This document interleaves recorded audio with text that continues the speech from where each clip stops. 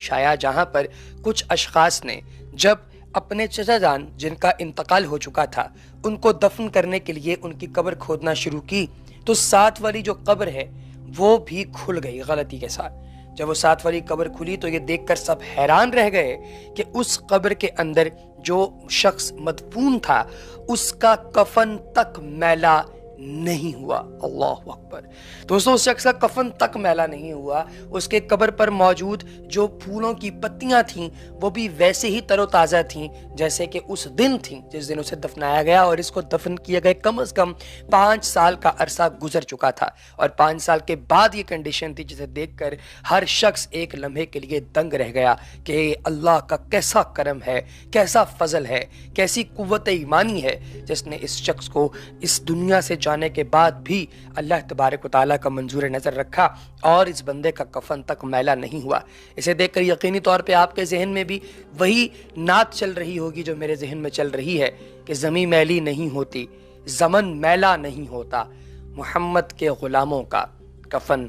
میلا نہیں ہوتا۔ پیارے دوستو، اب میں آپ کو ایک واقعہ سنانے والا ہوں۔ یہ واقعہ ہے جب عراق میں 2 صحابہ کرام رضوان اللہ تعالیٰ علیہم اجمعین کی قبروں کو کھولا گیا، جب قبر کشائی کی گئی تو یہ واقعہ اسلام کی حقانیت کی دلیل ہے اور 1932 کا واقعہ ہے۔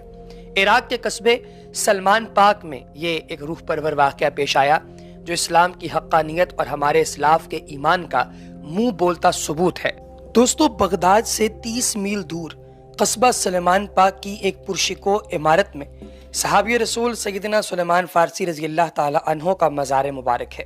اور اب اسی مزار کے گنبد سے متصل رحمت للعالمین صلی اللہ علیہ وآلہ وسلم کے دور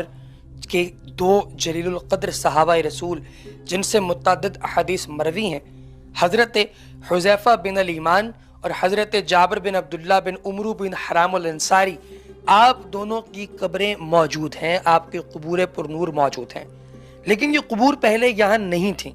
بلکہ سلمان پاک سے تقریباً 3 یا 4 فرلانگ کے فاصلے پر ایک غیر آباد جگہ پر موجود تھیں، جہاں زیر زمین پانی کے سبب حضرت حذیفہ بن الایمان نے